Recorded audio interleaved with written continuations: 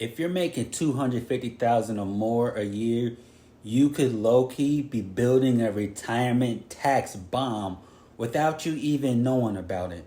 And when it explodes, it won't be the IRS fault.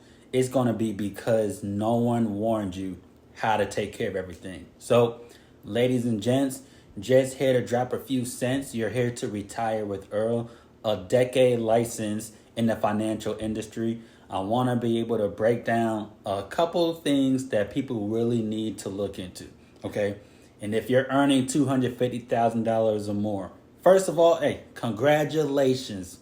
You've worked hard to get there, okay? You probably put in the long hours, you had the sacrifices, you had the discipline. But here's the real question for those making over $250,000. Are you building wealth, or are you building a future tax problem? Think about it.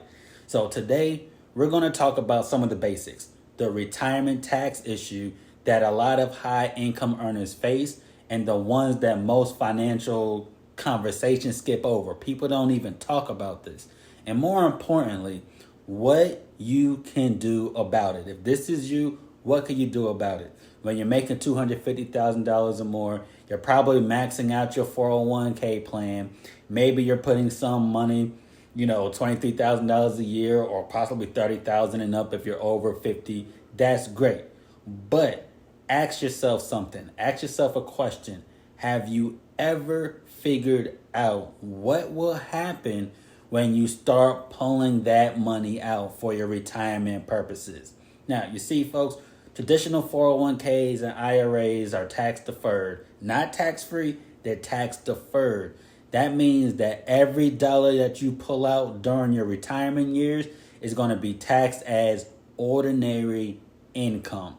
Now, here's the big problem. This is the big problem when we start talking about this. Right now, you might be at a, say, 32% or 35% tax bracket, and you're thinking you may be in a lower bracket once you retire. A lot of folks think, but will you? Will you actually be in a shorter bracket? According to Fidelity, right, the average 65-year-old couple that's retiring today needs about $315,000 just to cover healthcare expenses in retirement.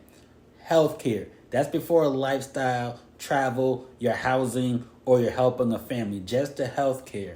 And here's another statistics. Many high-income retirees, they still need $150,000 to $200,000 per year to maintain their lifestyle. They kept up with the Joneses early. Now, guess what? If you're pulling $200,000 from a tax-deferred account, that's still high taxable income, folks. So ask yourself, if you fall into that category, what if tax rates are higher in the future? Not lower, higher. What if the required minimum distribution, that RMD, pushes you into a higher tax bracket? What if Social Security becomes taxable at higher levels? Right now, it could be up to 85% of your Social Security. Because here's what many people do not realize when it comes to making money of a larger amount. Required minimum distributions, your RMDs, all these things at the age of 73, the IRS requires you to start taking money out of your traditional retirement account. So you have to. It's a must. If not, you're getting taxed more. So whether you need the money or you don't need the money, you still need to. That's why they call it a required minimum distribution. You have to take those funds out. And if let's say you've saved aggressively for the last 25, 30 years, your account could easily be worth $2 million, $3 million, maybe even more, okay? On a $3 million account, your first RMD could be over $110,000. That's forced taxable income if you touch the money or not. Guys, think about it. So now you combine that with Social Security. Okay, you combine that with maybe rental income. You combine that with pension income, your investment income. All these things put together, you could easily find yourself right back in the highest tax bracket once you get to retirement for those making over $250,000. So have you ever thought about that? Even though you stopped making money, you're still in that bracket. You spent your whole career, trying to reduce taxes today, But what if you, by just postponing everything, is just making a bigger bill? And most high earners, they focus heavily on tax deductions right now. Running tax season right now is huge. And it makes sense. I can't blame you. You're making $250,000, that makes sense. But if 80 or 90% of your retirement savings is in pre-tax accounts, okay, you've created what they call a tax concentration risk. And folks, that's huge. It's pretty much putting all your investments in one stock. It's going to be risky. That's what a lot of you guys are doing. And according to the IRS, the majority of retirement savings right now in America, they sit in tax deferred accounts. We're talking trillions and trillions of dollars just waiting, just sitting there waiting to be taxed. So you have to ask yourself, folks, trillions of dollars, ask yourself, if the government needs revenue in the future, not right now, in the future, where do you think they're going to look? To those trillions of dollars, okay? Now, let me shift the conversation a little bit, because this right here it's not about fear, it's about strategy. You need to strategize everything. So here's what you could do. If this falls into your category, here's what you could do. Number one, add tax diversification. That's huge. Just like investment diversification, you want tax diversification. That means having money in what? In tax deferred accounts, like your traditional, your 401ks and all that. Then have tax-free accounts. That could be your Roth accounts. Then you could have taxable brokerage accounts as well. So have all these things. Your Roth accounts, they're going to grow tax-free. And they're going to come out tax-free in retirement. So that's great. That's huge. But imagine if you had that ability to choose where your retirement income comes from, folks. That taxable bucket or a tax-free bucket. What do you want to do? That's the flexibility. And that could keep you in a lower bracket down the road. And it could reduce your lifetime taxes that you have to worry about. So have you ever asked yourself how much of your retirement money will actually be tax-free? People don't think about that. That's number one. Number two, consider strategic Roth conversions. Now, what is a Roth conversion? A Roth conversion pretty much, it allows you to move money from a traditional IRA account into a Roth IRA account and pay the taxes right now. You're paying the taxes here and now. And it might sound painful for a lot of you watching this, but what if you could convert in years when your income is lower, right? That means, what if you could convert gradually so you would have to avoid, jumping tax brackets because you're taking care of it right now? It's about controlling the timing of your taxes, folks, instead of letting required minimum distributions control the later time when you need it.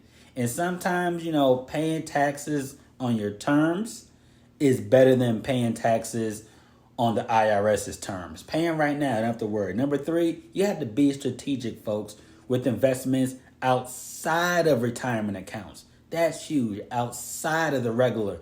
High earners often overlook brokerage accounts. Most people, they just do it. But long-term capital gains, the tax rates are typically lower than ordinary income rates. And I tell people, look, for many people, that's 15 or 20% compared to that 32, 35 on ordinary income, even 38% and up. And guys, that's a significant difference. From 38 down to 15, that's huge.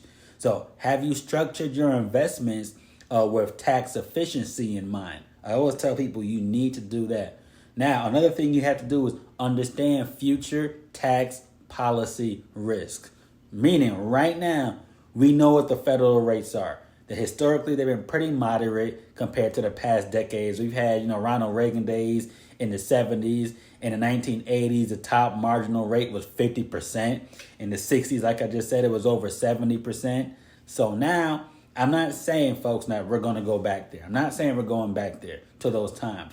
But statistically, with all the nation's debt, the trillions of dollars, you think that taxes probably are going to rise in the future? Come on, guys. It's a fair question, and it's probably going to go up. So if you're planning only for today's tax code, that could be for a lot of high income earners very short-sighted. So you want to create retirement income plans, not just a savings plan. You need to have retirement income plans Now, I say that most high earners, they're excellent savers. You're making $250,000, you're probably an excellent saver. But retirement isn't about how much you save. No, it's not. Retirement is about how much you keep. Oh man, guys, that's huge. You need a withdrawal strategy. You need to have a tax strategy. You need to have a healthcare cost strategy. You need a social security strategy. You need all these things built into your retirement. So have you even mapped out, your first $100,000 in retirement income? Where is it going to come from?